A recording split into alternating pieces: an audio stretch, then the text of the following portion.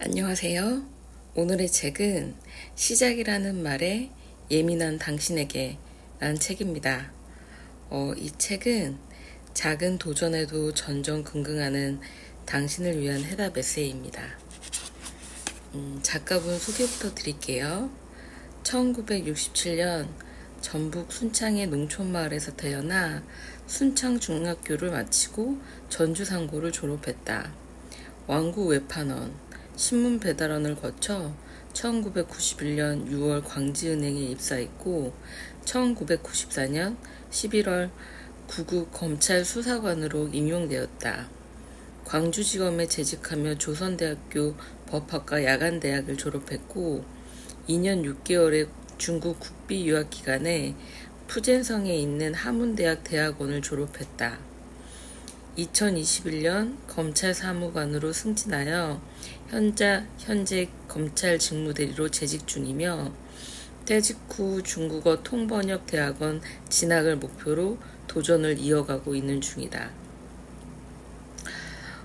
이분 이력을 보니까 시작과 도전이라는 단어에 굉장히 잘 부합하는 그런 분인 것 같습니다. 그래서 이런 책도 쓰셨겠죠? 프롤로그 들어가 볼게요.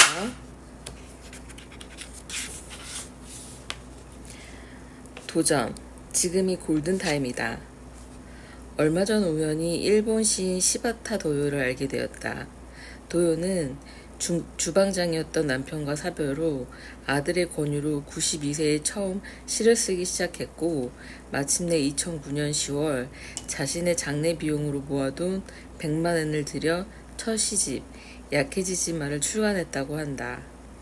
넌지시 도요 이야기를 꺼내며 아내에게 말했다. 나도 이제 책을 쓸 거야.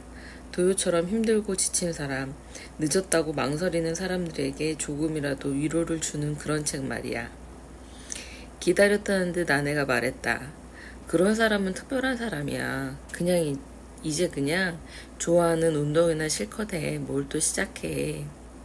곰곰이 생각해보니 운동 빼고 잘하는 건 뭐든 일단 시작해보는 도전 정신이었다. 글도 마찬가지였다. 아내와 연애할 때 편지 몇 통 써본 것이 전부였다. 그런 내가 책 쓰기에 도전한다고 큰 소리를 쳤으니 망설이다 며칠이 훌쩍 지나갔다. 이러다가 정말 무덤 앞에 서서 후회하지는 않을까? 지금이 골든타임이야. 바로 펜을 들고 도전해. 평소에 나답게 단호하게 나에게 명령했다. 도요가 시를 쓰기 시작하던 때에 비하면 나는 아직 이팔 청춘 아닌가. 용기를 냈다.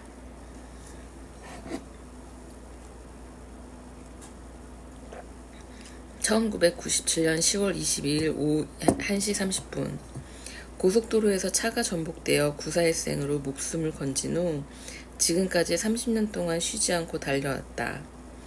상고 졸업 후 무작정 상경, 외판원과 신문 배달을 하며 꿈을 꾸던 시절 은행원이 되고 검찰 공무원이 된 후 야간 대학원에 다니며 계속된 주경야독, 그리고 2년 6개월에 국비 중국 유학 후 현재 검사직무 대리에 이르기까지 실패와 좌절의 순간마다 나를 전진시킨 것은 하면 된다는 믿음과 일단 시작해보자는 도전 정신이었다.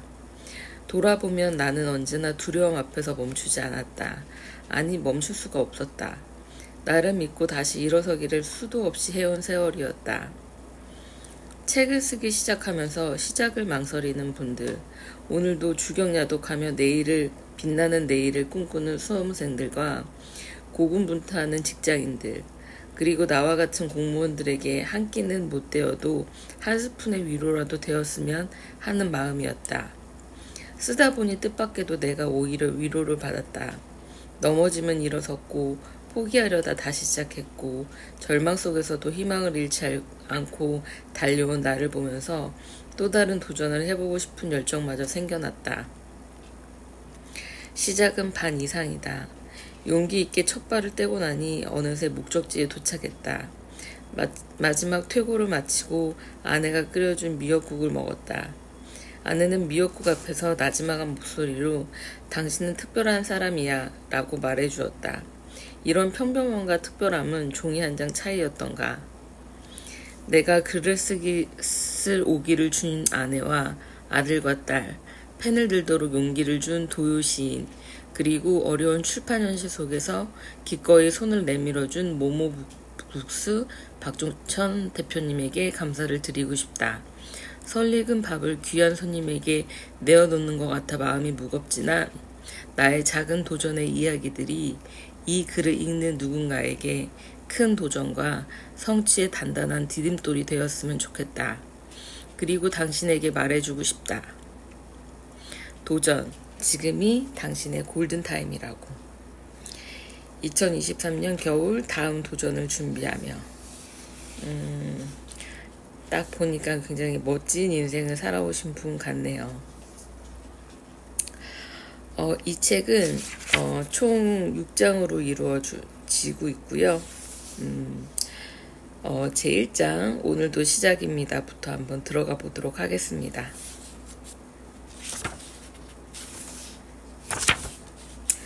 오늘도 시작입니다. 서른에 멈춘 시계. 눈을 떴다. 마취 주사를 맞은 듯 정신이 몽롱했다. 고개를 좌우로 흔들었는데 넋이 나간 노보처럼 꿈쩍도 하지 않았다. 고속도로 사고였다. 나는 신태인 고속도로 1차로에 납작 널브러져 있었다. 다시 한번 힘겹게 머리를 들여 움직여 보았다. 괴종시계처럼 딸깍딸깍 좌우로 조금씩 움직였다. 이마에 흘러내린 피가 아스팔트 위로 뚝 떨어졌다. 순간 잠이 들었다. 얼마나 지나는지 모른다. 반장님이 나를 일으키며 눈 떠봐. 여기서 자면 죽어. 라고 고래고래 소리를 질러댔다. 이제 겨우 30. 공무원으로 임용된 지 고작 3년 차였다. 오랜만에 전주로 출장을 가는 날이었다. 설레는 마음으로 어제 새로 산 조끼 달린 정장을 꺼내 입었다.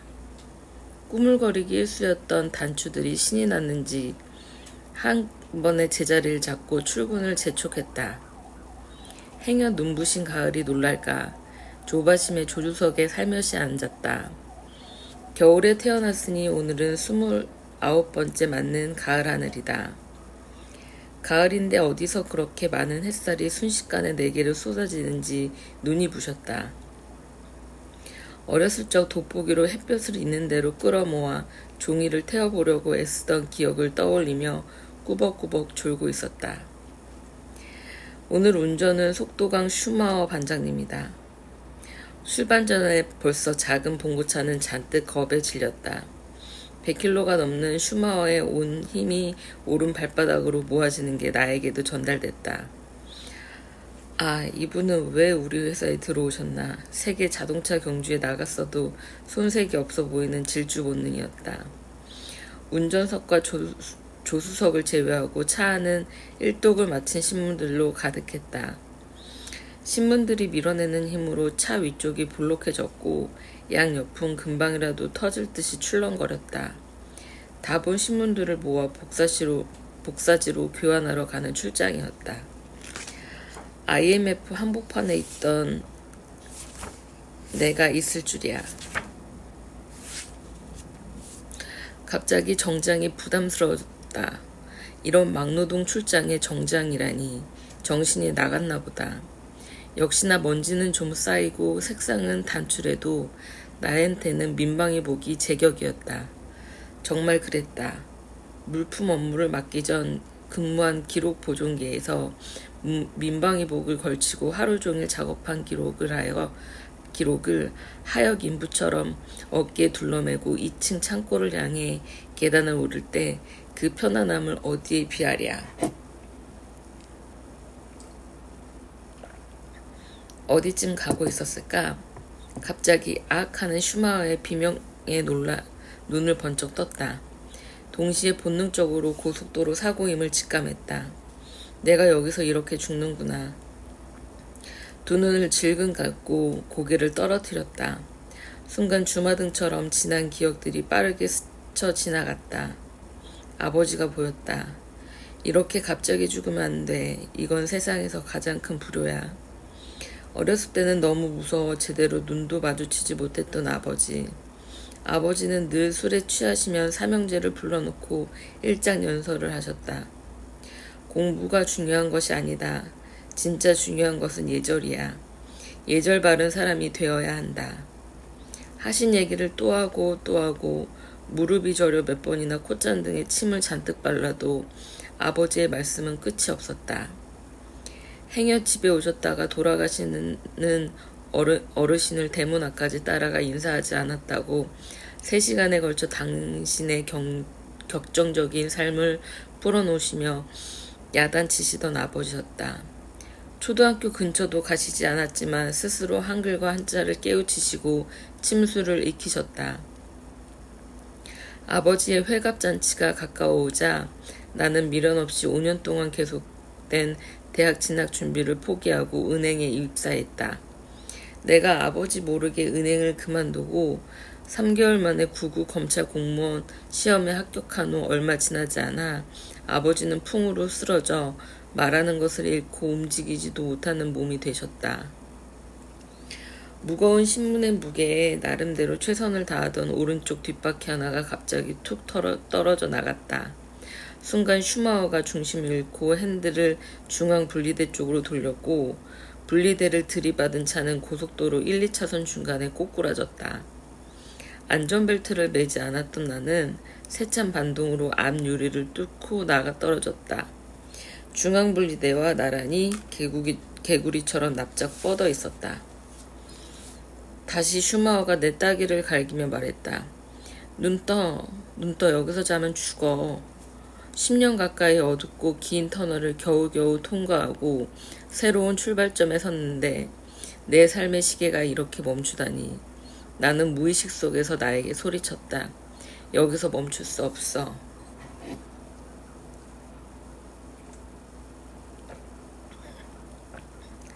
응급실에서 시작된 2번째 인생. 여기저기 피범벅이었다. 머리 여러 군데 살점이 떨어져 나갔다. 앞니 2개는 반쯤 깨졌고 오른쪽 무릎이 마비된 듯 감각이 없었다. 희미하게 정신이 들었다. 아마도 슈마허의 따귀와 버럭 고함에 기절한 내가 놀라 정신을 차린 것 같았다.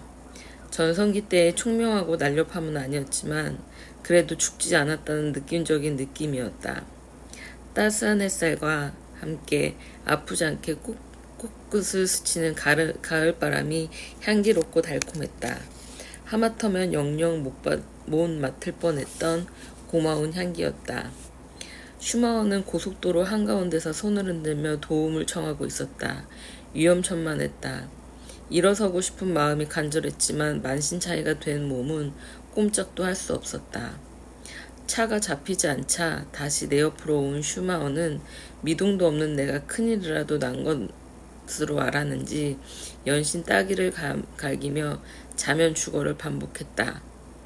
나는 분명히 숨을 쉬고 있었는데 무슨 영문인지 슈마허에게 괜찮다고 말을 못하고 죽은 듯이 눈을 감고 있었다. 아마도 슈마허가 갈긴 딸기에 대한 반발이었던 것 같다. 다시 버스와 트럭 몇 대가 1차선으로 달려오다 급하게 차로를 바꿔 3차선으로 피하며 지나갔다. 슈마허의 애연에도 아랑곳 없이 몇 대가 더 지나간 뒤에야 우리 차와 똑같은 봉고차가 멈춰섰다. 슈마허는 잽싸게 나를 안아 차에 태웠다. 슈마허의 애연을 더 이상 외면할 수 없었다. 반 죽어가는 신음소리를 내며 간신히 살아있음 알렸다. 그것이 오히려 더 그를 걱정스럽게 만들었는지 모른다. 그래 됐어. 정신 차려. 나는 속으로 계속 대답하고 있었다.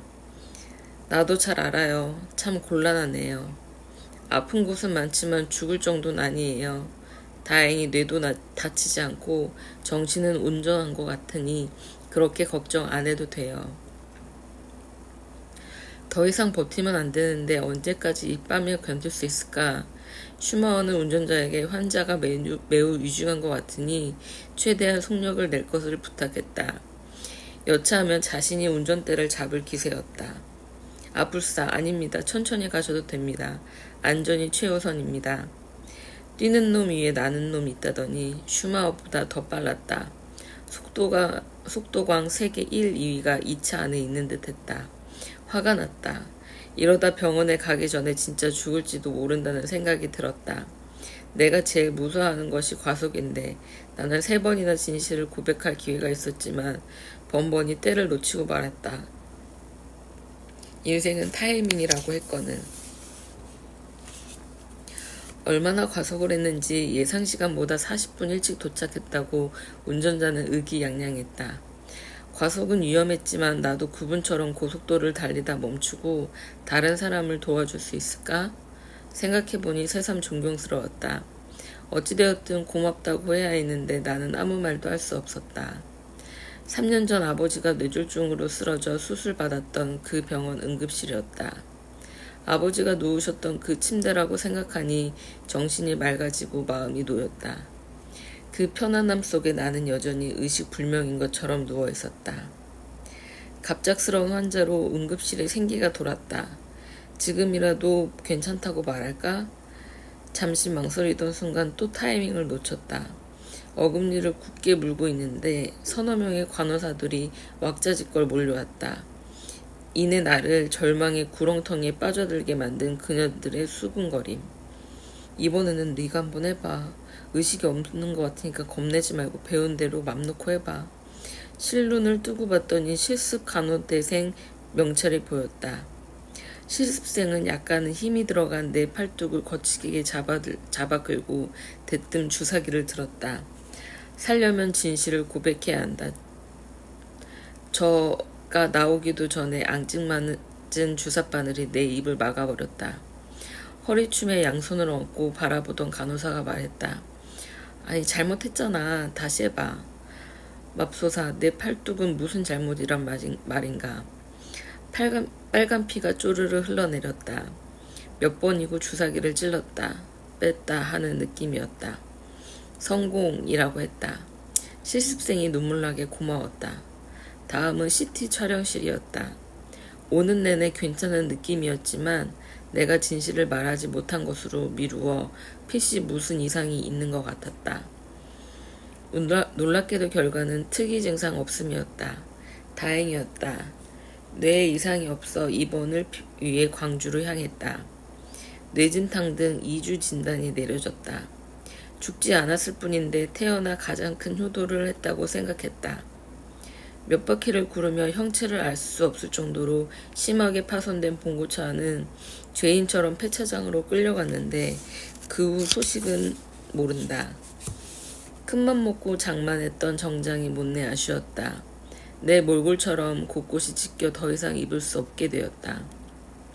슈마허에게 미안했다. 그 당시 당황하던 모습이 눈에 선했다. 바로 괜찮다고 말씀드려야 했다. 평소 과묵했지만 잔정이 많고 아픈 이들을 위해 열심히 생활하시는 분이었다.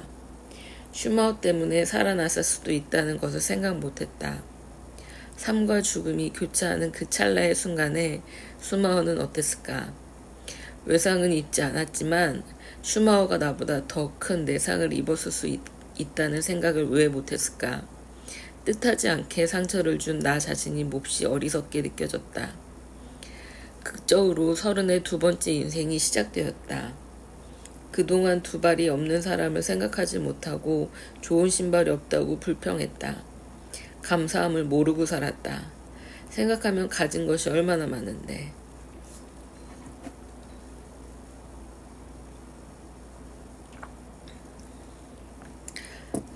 넘는 선. 광주에서 병원 생활이 시작되었다. 오른다리를 무릎까지 석고 붕대로 깁스했다. 피폭 현장처럼 움푹 파인 머리 한 부분, 한 가운데 반쯤 깨진 윗니, 한쪽 겨드랑이에 목발을 짚고 다니는 모습이 영락없는 영구였다. 나도 내 얼굴을 쳐다보기가 민망했다. 아버지가 쓰러지셨을 때 보호자로 2개월 동안 중환자실 생활을 한 적은 있지만 내가 환자가 되어 입원한 것은 처음이었다. 머리 감는 것, 밥 먹는 것도 쉽지 않았지만 특히 힘들었던 것은 석고 분대 안에 다리가 가려울 때였다. 단단한 석고붕대를 떼어낼 수도 없고 손가락도 닿지 않아 여간 고역이 아니었다. 긁고 싶을 때는 긁을 수 있는 것도 행복일 수 있다니. 국리 끝에 옷걸이를 길게 펴 최대한 가능한 곳까지 내려 긁었다. 나름 슬기로운 방법이었다. 처음 며칠 동안은 회사 동료들과 학교 친구들의 열렬한 병문안을 받느라 분주했다. 그때마다 죽었다고 살아난 무용담을 듣는 이의 고단함을 알아채지 못하고 늘어놓기 바빴다. 불행 중 다행으로 외상은 심했지만 뼈가 부러지거나 뇌가 다친 것은 아니어서 몸은 빠르게 회복되었다. 2주 입원을 성공적으로 마치고 곧바로 직장에 복귀하여 정신없이 하루하루를 보냈다. 그의 12월은 쓸쓸했다. 크리스마스 전날에 봤던 미팅도 아무런 소득 없이 1998년 새해를 맞았다. 정신을 차려보니 내 나이 31였다. 진짜 맞는지 몇 번이나 주민등록증을 이리저리 살펴봐도 31가 틀림없었다. 또다시 찾아온 밸런타인데이. 어떻게 생겨난 날인지 생각하지 않기로 했다. 이날을 잘 넘겨야 진짜 31가 된다고 생각했다. 퇴근을 앞둔 어느 날 슈마어가 나를 보자고 했다. 잘 아는 분 딸이 있는데 한번 만나볼 생각이 없느냐고 물었다. 생사고락을 함께했던 전호 같은 생각에 한치의 망설임 없이 예스라고 말했다. 2월 14일 밸런타인데이. 약속 장소는 고속도로 진입 모퉁이에 있는 호텔 커피숍이었다. 일주일에 한 번씩 그 호텔을 지나쳐 시골을 갔었다. 그날은 전문 용어로 선을 보는 날이었다. 웬만하면 나는 이 선을 성공적으로 넘기길 바랬다. 뭔가 좋은 일이 일어날 것 같은 생각에 사고 때 입었던 것과 똑같은 조끼 달린 갈색 양복을 다시 샀다. 오늘 이 선을 넘기 위해 한바탕 큰 액땜을 했다고 생각하니 마음이 편해났다. 조끼 안으로 하늘색 넥타이가 자꾸 돋보이려고 조바심을 내는 것 같았다. 커피숍 안을 둘러보니 몇 군데서 조심스럽게 또는 대담하게 선을 넘으려는 놈들이 보였다. 10시 31분 그녀가 들어왔다. 슈마어는 전문가처럼 간단한 소개를 마치고 자리에서 일어났다. 나는 무언가에 홀린 듯 이 만남이 운명이라고 생각했다. 까맣게 잊고 있던 형법, 인간관계 학설 중 조건서를 급히 소환했다. 내가 세상에 태어나지 않았더라면, 은행을 그만두지 않았더라면, 공무원 시험에 합격하지 않았더라면, 광주로 내려오지 않았더라면, 꼬리에 꼬리를 무는 그 조건들은 어쩌면 필연이었다. 나는 이것을 필연설이라고 명명하고 그 설을 절대적으로 따르기로 했다. 내가 태어나 살아오면서 지금까지 쭉 준비되고 이어져 왔던 그 필연의 끝이 오늘 이 선이라고 마음속으로 큰 소리로 주문을 외웠다. 그녀는 경찰이라고 했다. 나는 검찰이라고 말했다. 그녀는 야간대학을 다닌다고 했다. 나도 이하 동문이라고 잽싸게 말했다. 그녀는 기독교를 믿는다고 했다. 나는 천주교를 믿는다고 했다. 종교가 문제가 될 수 없다고 단호하게 답했다. 김대중 대통령과 이희요 여사도 종교는 달랐지만 서로 존중하며 평생을 같이 하고 있다고 핏대를 세우며 말했다. 흥분했다.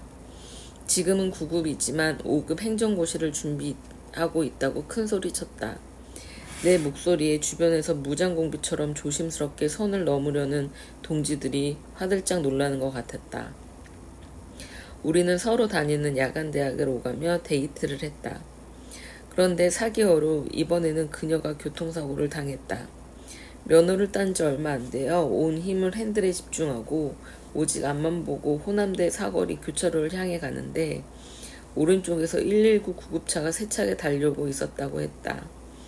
아무 소리도 듣지 못하고 교차로 중앙에 이르렀을 때는 이미 늦었다. 그녀의 조수석과 구급차의 왼쪽 앞 범퍼가 충돌하면서 승용차는 20m 이상 밀려났고 그녀는 정신을 잃었다. 참으로 위험천만했다. 두 사람 모두 대형 사고를 겪고 살아나야 결혼에 이를 수 있는 운명인가 생각했다. 내가 그랬던 것처럼 정말 다행히도 그녀도 뇌를 다치지는 않았다. 갑작스러운 상황에 본능적으로 브레이크를 밟으면서 오른다리를 크게 다쳤다. 천호신조였다. 조금만 잘못되었으면 평생 오른발을 못 쓸 뻔했다. 자동차는 형체가 알아볼 수 없을 정도가 되어 폐차해야 했다. 몇 개월 전 내 사고와 거의 판박이었다. 그녀가 입원한 한 달 내내 거의 매일 병원을 찾았다. 우리는 죽을 고비를 함께 넘은 착한 공범이었고 병원은 결혼을 모의한 우리의 오작교였다. 그 오작교를 지나 1년 후 우리는 부부가 되었고 아들 둘, 딸 하나를 낳았다. 그리고 나는 2020년 11월 3일 5급 사무관 승진시험에 합격하여 그렇게 큰소리 쳤던 고시 합격의 약속을 22년 만에 지키게 되었다.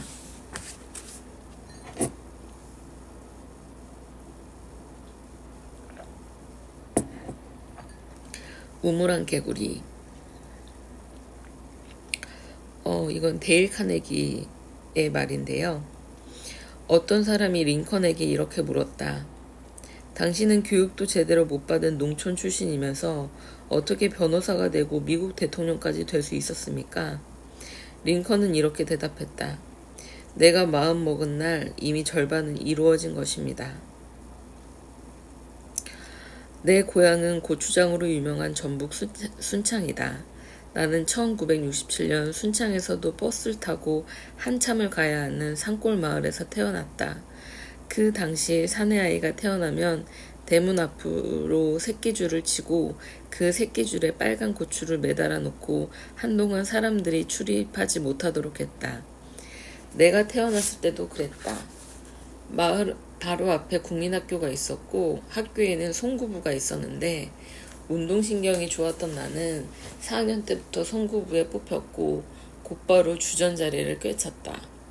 그 당시 선수들을 나눠 수시로 연습 게임을 하곤 했는데 나는 10골이면 9골을 넣을 정도로 골 감각이 뛰어나 언제부턴가 국가대표라는 별명이 붙었다. 1970년대 초반 새마을 운동이 한창이었지만 우리 동네엔 아직 전기도 들어오지 않아 호롱불을 켜고 살았다. 마을도 학교도 가난해서 선수들에 대한 지원은 거의 없었다. 국리 끝에 학교에는 선수들을 위해 학생 1인당 달걀 하나와 라면 한 봉지를 의무적으로 가져오도록 했다. 우리는 일주일에 한 번씩 연습이 끝난 후 운동장에서 큰 솥단지에 달걀을 넣은 라면을 끓여 먹었는데 그럴 때면 세상 부러울 것이 없었다. 어느덧 6학년이 되었고 최고참으로 주장도 맡게 되었다. 키도 제법 컸고 기량도 이전과는 몰라보게 향상되었다. 나는 더 이상 이 작은 학교에서 썩고 있을 인재가 아니었다. 그해 10월 드디어 내 실력을 뽐낸 절호의 기회가 찾아왔다. 순창군 내에는 송구부가 있는 학교가 없었기 때문에 가까운 남원시로 친선 시합을 하러 가게 되었다. 그동안 주위에서 침이 마르도록 칭찬을 받아왔던 터였기에 이번 시합의 MVP는 따놓은 당상이었다. 시합이 열리는 날 새벽같이 교장선생님, 체육선생님 그리고 아버지를 비롯하여 많은 동네 어르신들과 함께 덜컹거리는 버스를 타고 남원으로 출발했다.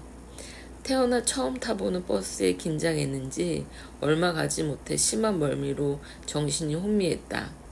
여기저기서 시합 걱정하는 소리가 들려왔다. 울퉁불퉁한 도로 양쪽으로 얌전하게 늘어선 코스모스. 금방이라도 손에 잡힐 듯 파란 가을 하늘. 모두 한마음으로 우리를 응원하는데 나만 시들어버린 풀잎처럼 힘이 없었다. 찬물을 들이켜고 어느 정도 정신을 차리고 나니 남원 국민학교에 도착했다. 교문에서부터 팽팽한 긴장감이 느껴졌다. 상대가 국가대표의 실력을 눈치채지 못하게 최대한 가볍게 몸을 풀었다. 경기장 양쪽에 모인 사람들의 모든 시선이 나를 보는 것처럼 느껴졌다. 양쪽 선수들이 중앙에 마주섰다. 서로 눈싸움을 하며 인사를 나누자 시합을 알리는 호루라기 소리가 울렸다. 분명 국민학생이라고 했는데 체격은 중학생보다 훨씬 커 보였다. 키만 멀대같이 큰 거지. 별거 없을 거야. 나지막이 우리 팀 선수들에게 말했다. 오늘 작은 고추가 맵다는 걸 보여주자. 힘차게 파이팅을 외치고 나니 몸이 날아갈 듯 가벼웠다.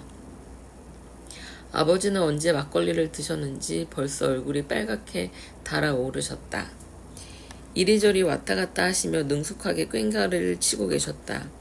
우리가 먼저 공격이었다. 나는 잽싸게 패스를 받아 쏜살같이 드리블을 하여 한달음에 상대편 골문 앞으로 달려가 첫 번째 슛을 던졌다. 비록 골은 안 됐지만 확실한 기선 제압이었다. 봤지? 나 이 정도야. 너희들 오늘 잘못 만난 거야. 당황한 상대편이 약간은 가여워 보이기까지 했다. 잠시 주춤하는 사이 내 공을 잡은 상대편 골키퍼가 공을 길게 던졌고 이를 잡은 공격수는 곧바로 우리 편 골넷들을 갈랐다. 순식간이었다. 이게 아닌데. 그럴 수도 있지. 이제 시작이잖아. 동요하는 친구들 향해 파이팅을 외쳤다. 아버지의 발걸음이 점점 빨라지고 꽹과리 소리도 더 요란해졌다. 아까 봤던 파란 가을 하늘이 검은 먹구름으로 가득했다. 덩달아 나의 심장도 격렬해졌다. 땀방울이 비오듯 쏟아졌다. 파이팅을 목이 터져라 외치며 상대를 파고들었지만 번번이 슛도 던지지 못하고 공을 뺏기고 말았다. 어느덧 점수는 5대0. 전반전이 끝났다.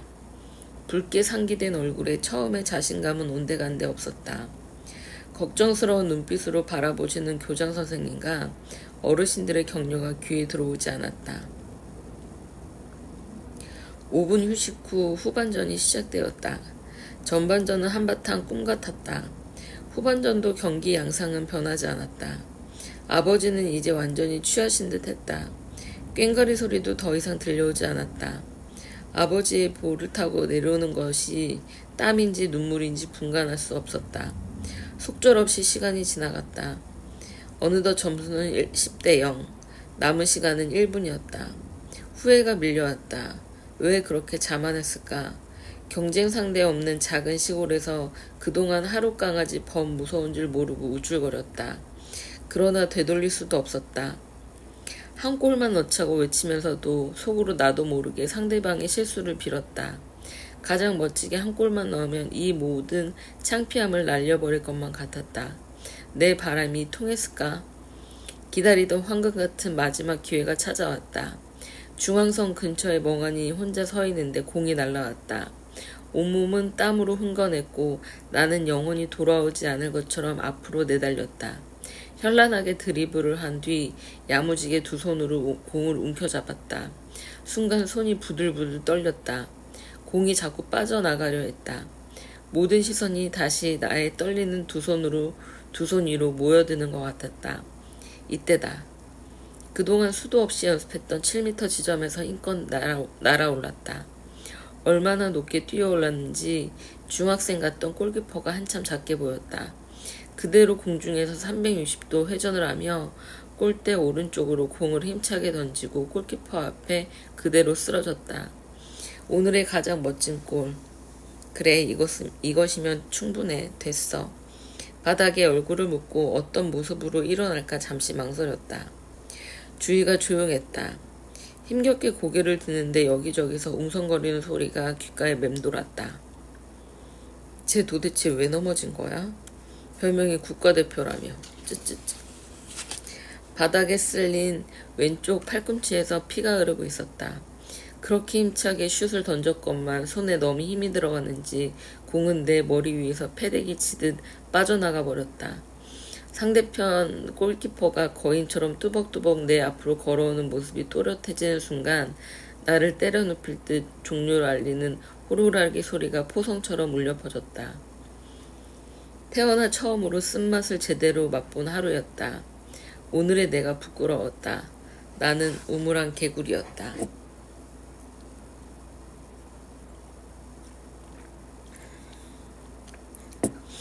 이놈아, 제발 공부 좀 해라. 나는 5남매 중 셋째로 태어났다.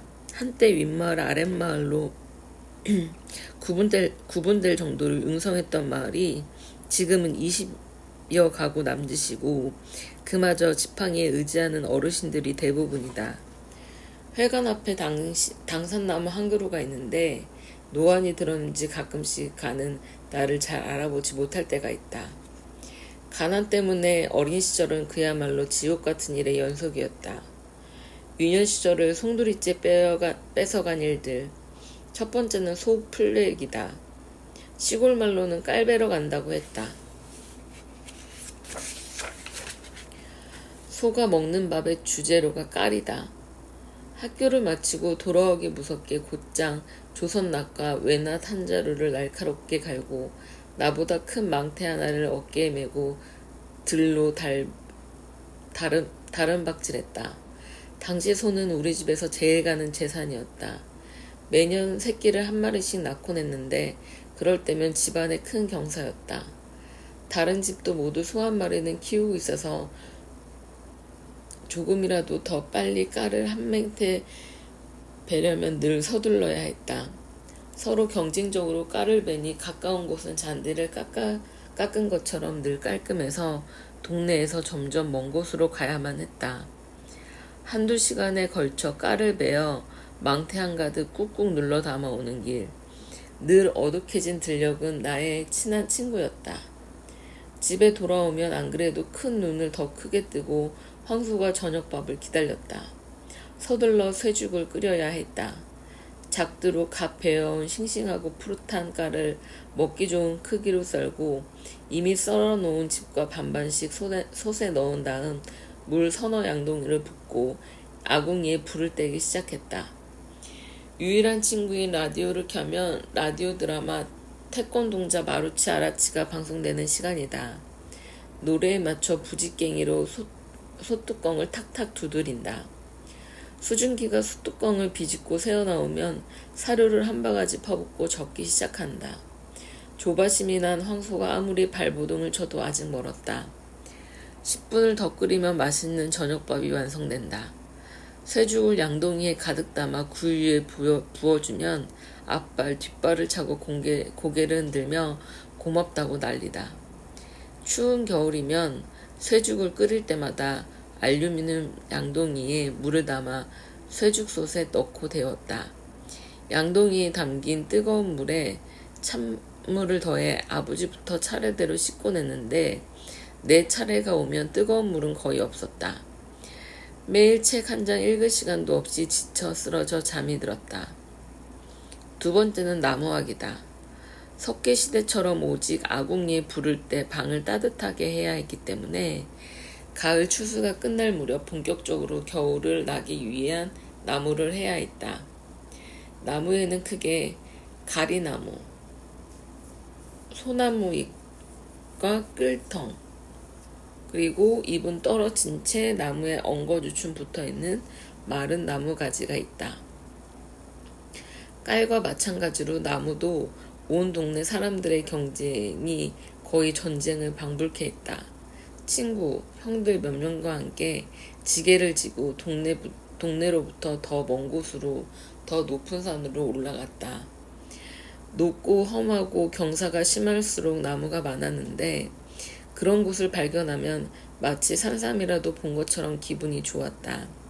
신속하게 내 구역을 정해놓고 낫으로 바닥을 깨끗하게 다듬어 놓은 다음 나무에 올라 낫으로 마른 가지를 자른다. 원숭이처럼 날렵하게 이 나무 저 나무로 옮겨다니며 마른 가지를 잘라 사각으로 넓게 쌓은 후 이번에는 갈퀴로 가리나무를 긁어 모은다. 어른 베개보다 약간 크게 직사각형 모양으로 한아름씩 정성껏 각을 낸 다음 펴놓은 나뭇가지 위에 차곡차곡 쌓아 올린 다음 다시 둥그렇게 나뭇가지를 대고 새끼줄로 묶으면 드럼 5개 크기의 둥그런 가리나무가 완성된다. 우리는 그것을 한 동이라고 했다. 잠시 땀을 닦고 숨을 고른 후 한 동을 지게에 지고 집으로 향하는 길. 숨이 턱턱 막히고 잠시 식었던 땀방울이 다시 힘을 냈다. 나 혼자 산속 너무 깊은 곳으로 들어가 길을 잃고 헤매다 울던 일, 욕심내 내 키보다 몇 배를 지고 오다가 넘어져 대굴대굴 굴러 넘어졌던 일, 서서히 나무하기의 달인이 되어오고 있지만 하루가 멀게 공부와는 멀어지고 있었다. 가난이 원망스러웠다. 학교에서 놀거나 집에서 책을 읽고 지내는 친구들을 보면 한없이 부럽기만 했다. 세 번째는 담배 농사다. 담배 농사는 내가 해본 일 중 단연 극한이었다. 봄이 오면 우선 밭을 갈아 도랑을 만들고 비닐을 씌운다. 비닐에 조그맣게 구멍을 낸 다음에 어린 모종을 심고 둥그렇게 흙을 살살 덮고 갓난아기 트림시키듯 탁탁 몇 번 두들겨주면 첫 단계가 끝난다. 몇 번 비가 내리고 바람이 불면 어느새 나보다 더 크게 자란다.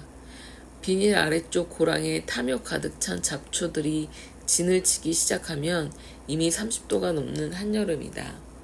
떼약볕이 쨍쨍 내리쬐는 여름날 그 잡초를 베는 일은 어린 내가 감당하기에는 실로 힘에 겨웠다. 담뱃잎에 묻어있는 진드기며 끈적한 액차가 머리부터 온몸에 달라붙어 머리를 감아도 그 끈적하고 기분 나쁜 느낌은 며칠이 갔다. 노랗게 담뱃잎이 익으며 그때 입을 따게 된다. 이제부터가 진짜 시작이다. 모종 하나에 부채 크기만한 담뱃잎이 10장 넘게 달리는데 입이 상하지 않도록 정성스럽게 딴 후 지게에 지고 담배를 엮기 좋은 그늘 아래로 가지고 간다. 그런 후 온 식구가 나무 밑 그늘에 각자 자리를 잡고 앉아 약 5m 길이로 한 입 한 입 엮은 다음 다시 집으로 가지고 와 그늘에 매달아 말린다. 시간이 지나 갈색을 띠며 바삭하게 마르면 어느덧 겨울이 온다. 이제부터 아버지의 시간이다. 아버지는 잘 마른 담뱃잎을 내다 팔기 위해 한겨울 밤을 새우며 묶음을 만들었다. 그러고 봄이 되면 시장에 내다 팔았다.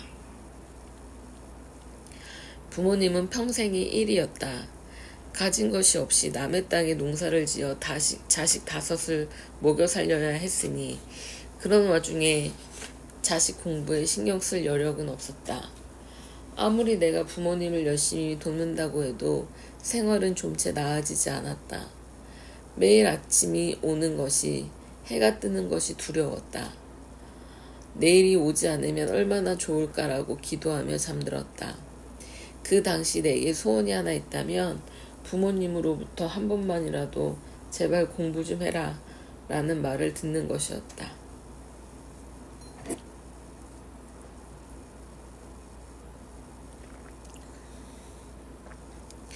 어느 날 상고 시절, 초등학교 졸업이 가까워졌다.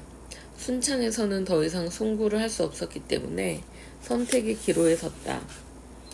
남원에 있는 중학교로 지나게 운동을 계속할 것인지 아니면 순창 중학교에 들어가 공부할 것인지 한동안 고민의 연속이었다. 이미 남원에서 실력을 검증받은 터라 송구를 계속하기도 쉽지 않았다. 그러나 체육 선생님만큼은 여전히 나의 잠재력을 인정해 주었다. 니는 꼭 국가대표가 될 기다. 선생님은 틈만 나면 남원으로 가서 입학할 학교를 알아보고 오셨다. 선생님, 저는 이제 송구 그만하겠습니다. 한동안 선생님과 옥신각신 줄다리기가 이어졌다. 결국 국가대표의 꿈을 포기하고 순창중학교에 입학했다. 중학교는 집에서 10km 정도 떨어진 곳에 있었다. 가난한 집안 살림에 매일 버스를 타고 다니기가 쉽지 않았다. 곧 부서질 것 같은 낡은 자전거 한 대를 싸게 사서 타고 다녔다. 책가방을 메고 포장이 전혀 안 된 울퉁불퉁한 길을 자전거를 타고 가는 것도 어린 내게는 여간 고역이 아니었다. 자전거가 나보다 훨씬 컸다. 학교에서 실컷 놀고 어둑해서 집으로 돌아오는 길, 귀신이 나온다는 무시무시한 모퉁이를 지날 때면 멀리서부터 머리가 쭈뼛쭈뼛 섰다. 미리부터 속력을 올려 순식간에 지나가곤 했는데 어떤 때에는 진짜 뒤에서 귀신이 잡아당기는 듯 바퀴가 헛도는 것 같았다. 오가는 길이 너무 힘들어 2학년 때부터는 읍내에 조그마한 방을 얻어 형과 함께 자취했다. 손바닥보다 조금 큰 방이었다. 80세가 넘은 주인 할머니는 꼼꼼하고 까다로운 성격이라 방세가 하루라도 밀리면 어김없이 잔소리를 퍼부어댔다. 내일까지 방값 꼭 가져와야 한다. 알았지? 그리고 전기세 많이 나오니까 9시 되면 불 끄고 얼른 자. 물도 아껴서 쓰고. 순사처럼 몇 시에 불을 끄는지, 쌀 씻을 때 물을 얼마나 쓰는지 지켜보고 계셨던 모양이다. 가난은 순창까지 나를 따라와 괴롭혔다. 연탄 살 돈이 없어 시골에서 가져온 나무로 불을 때 저녁밥을 했다. 여전히 구석기 시대에 살고 있는 것 같았다. 어머니한테서 밥하는 방법을 배우긴 했지만 처음에는 태우기 일쑤였다. 한겨울 수도에서 물을 뿜어 보리쌀과 쌀을 7대3의 비율로 씻고 나면 손이 얼얼했다. 물을 적당히 붓는 것도 중요했지만 김이 나기 시작할 때부터 불 조절이 중요했다. 아무 생각 없이 불에 취해서는 안 된다. 반복의 힘. 금방 밥도사가 되었지만 문제는 또 있었다.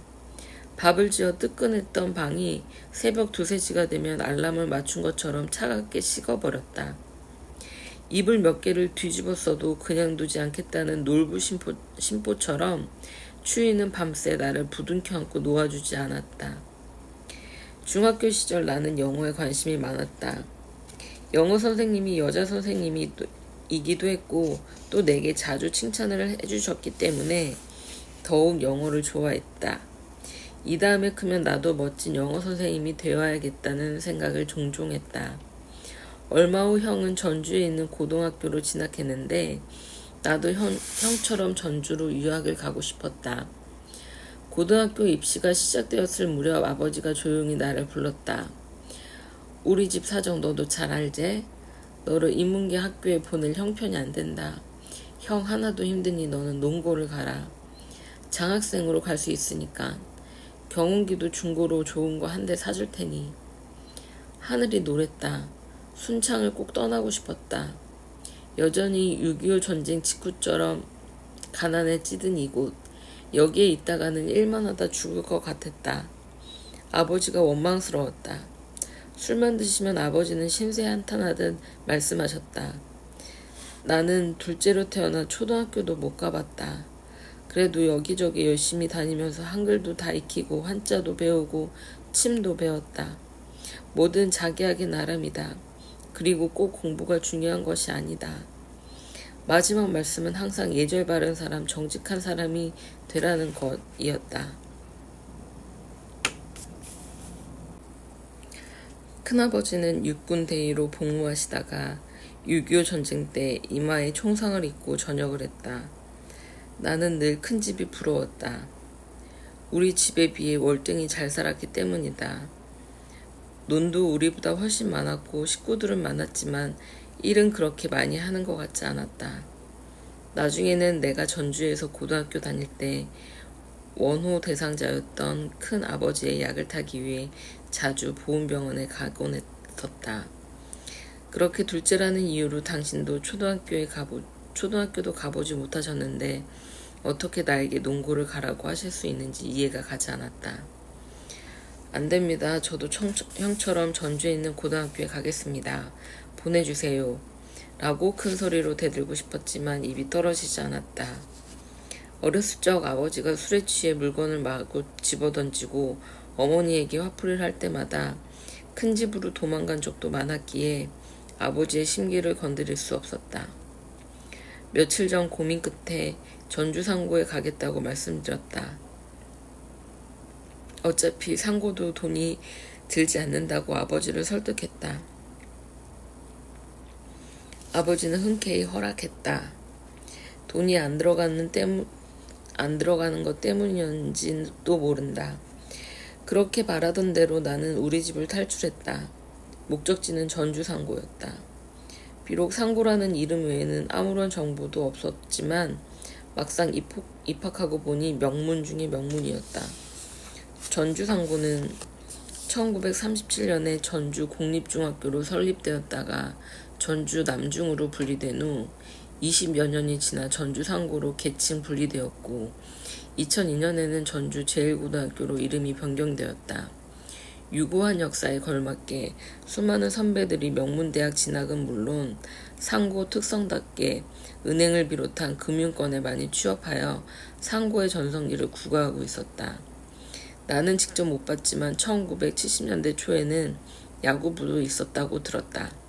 하마터면 시골 농고에서 경운기를 물고 있을 뻔했으니 그래도 용기를 내어 아버지를 설득한 내 자신이 대견했다. 학교는 기린봉 아래에 자리 잡고 있었는데 빛 구름이 피어나는 기린봉 기슭으로 시작되는 교과는 늘 정겹고 힘이 느껴졌다. 그렇지만 상고 교과 과정은 나에게 다소 생소했다.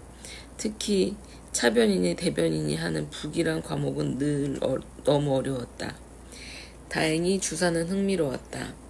예전 TV 프로그램인 묘기대행진에서 10만 단위까지 암산을 척척 해내던 그 경이로운 과목을 배우게 되었으니 1원이요, 39원이요, 7,328원이요, 12만 7,596원이요, 59만 7,337원이요. 선생님이 불러주신 숫자를 100m 달리기 하듯 손으로 쫓아가며 주파나를 튕길 때의 그 삼엄하고도 일사불란함이란 숨을 쉴 수가 없었다. 잠시 숨을 쉬면 그대로 절벽 아래로 곤두박질 치는 기분이었다. 5, 6급 주사 문제부터 시작하여 연습을 거듭한 끝에 2학년 초에 2급 자격증을 취득했다. 3학년이 되어 은행 등에 취직하려면 주상과 부기 모두 2급 자격증을 취득해야 했는데 부기는 3학년 1학기가 지나서야 겨우겨우 2급을 땄다. 상고 때는 농구에 푹 빠졌다. 핸드볼을 계속하지 못한 울분 때문이었는지는 몰라도 10분 쉬는 시간도 아까워 농구장으로 갔다. 수업이 시작되는 줄도 모르고 농구에 열중하다가 교실에 늦게 들어가 농구공을 압수당한 적이 한두 번이 아니었다. 학교 생활에는 크게 문제가 없었지만 처음 기대와는 달리 상고는 내 적성과 거리가 있다고 느껴졌다. 후회해도 때는 이미 늦었고 그 후에는 온전히 나의 책임이었다. 비록 내 적성에 맞지 않았지만 시험 때만 되면 어떻게든 밤을 새워 공부한 덕분에 성적은 항상 반에서 1, 2등을 놓치지 않았다. 졸업이 가까워지자 하나둘씩 친구들의 취직 소식이 들렸다. 나도 운 좋게 증권회사를 추천을 받아 시험을 봤지만 그간의 게으름 때문이었는지 보기 좋게 낙방하고 말았다. 합격으로 멋지게 상고 시절을 마감하고 싶었지만 막상 불합격하고 보니 어디에서도 낯을 들 수가 없었다. 형처럼 인문계 고등학교를 못 가게 한 아버지가 원망스러웠고 무턱대고 상고를 선택한 나 자신을 원망하는 시간이 많아졌다. 나에게 어울리지 않음을 알면서도 껄렁껄렁한 친구들을 따라다니며 담배를 피우고 술도 마시는 일탈이 한동안 이어졌다. 네, 이렇게 1장이 끝났고요. 마지막으로 에필로그로 한번 가보도록 하겠습니다. 다시 도전할 결심. 미국의 유명한 화가였던 모지스 할머니. 모지스는 1860년에 뉴욕에서 태어났다. 12세에 농장 가정부로 일하다가 27세에 농장에서 함께 일하던 토머스 모지스와 결혼하여 10명의 자녀를 낳았지만 5명이 어릴 때 죽고 나머지 5명을 키웠다. 67세 때 남편과 사별하고 75세부터 그리기 시작해 80세에 개인전을 열면서 그림들이 유명해졌는데 그렇게 그린 그림만 1600여 작품이고 이중 100세가 넘어 그린 그림만 250점이었고 88세에는 올해의 여성으로 선정되기도 했으며 93세에는 타임지 표지를 장식했고 100번째 생일에는 당시 뉴욕 주지사였던 렉슨 록펠러가 그날을 모지스 할머니의 날로 선포하기도 했다고 한다. 그동안 열심히 살았다고 생각했는데 막상 책을 쓰며 뒤돌아보니 실수, 후회, 아쉬움이 가득하다. 그때 할걸. 다시 돌아가면 잘할 수 있을 텐데. 만약 딱 10년만 뒤로 물릴 수 있다면 아직 1초라도 삶을 되돌렸다는 얘기를 들어보지 못했다. 그럼에도 앞을 못 보고 지난 일에 매달려 아쉬워하는 날들이 참으로 많았다. 마크 트웨이는 앞으로 20년 후에 당신이 저지르는 일보다 저지르지 않은 일에 더 실망하게 될 것이다. 그러니 밧줄을 풀고 안전한 항구를 벗어나 항해를 떠나라. 도체 무역품을 가득 담고 탐험하고 꿈꾸며 발견하라고 말했다. 하마터면 이제 늦었어 라고 체념하고 더 이상 도전 같은 것은 생각하지 못할 뻔했다. 도전에 나이, 유통기한은 없다. 나이가 들어 늙는 것이 아니고 도전을 멈출 때 비로소 늙는다는 말이 틀린 말이 아닐 것이다. 인생은 큰 선물이다. 선물을 받아 그냥 지나치기에 인생은 너무 짧다. 75세에 그림을 그리기 시작한 모지스, 92세에 처음 시를 쓰기 시작한 도요의 이야기를 듣고 다시 도전할 용기를 얻었다. 20년 후에 후회하지 않기 위해 지금까지 중간에 포기했던 일들과 마음속에 담아둔 소망들을 10년 이내에 이루기 위해 아래와 같이 리스트를 작성해보고 다시 도전하기로 마음을 굳혔다. 아래에는 그 리스트들이 나와 있어요. 중국 통번역대학원 진학, 한식 요리 자격증 취득, 사하라 사막 마라톤 도전, 판소리 한 대목 부르기, 이발 배워 봉사, 아내와 함께 한반도 종주, 이렇게 있네요. 리스트를 적고 나니 벌써부터 가슴이 뛴다. 과연 얼마나 달성할까? 10년 후 내 모습은 어떨까? 오늘 새벽 사하라 사막 도전을 향한 여정을 시작했다. 참 멋지게 인생을 사시는 분이네요. 계속적으로 도전을 하고 물론 그 중간중간에 어떤 실수나 실패, 후회 등도 있지만 거기에서 지지 않고 계속적으로 다시 일어나서 도전하고 다시 일어나서 도전하고 참 멋지게 인생을 사시는 분 같습니다. 존경할 만한 분인 것 같고 그래서 저도 다시 한번 기운을 내서 지금도 나름 열심히 살고 있긴 합니다만 더 열심히 살도록 해준 그런 마음을 가지게 해준 고마운 책인 것 같습니다. 여러분들도 이 책을 보시면 아마 어떤 도전이나 시작을 하는데 어떤 동기부여가 잘 되실 거라고 생각이 듭니다. 꼭 한 번씩 읽어보셨으면 좋겠고요. 오늘도 들어주셔서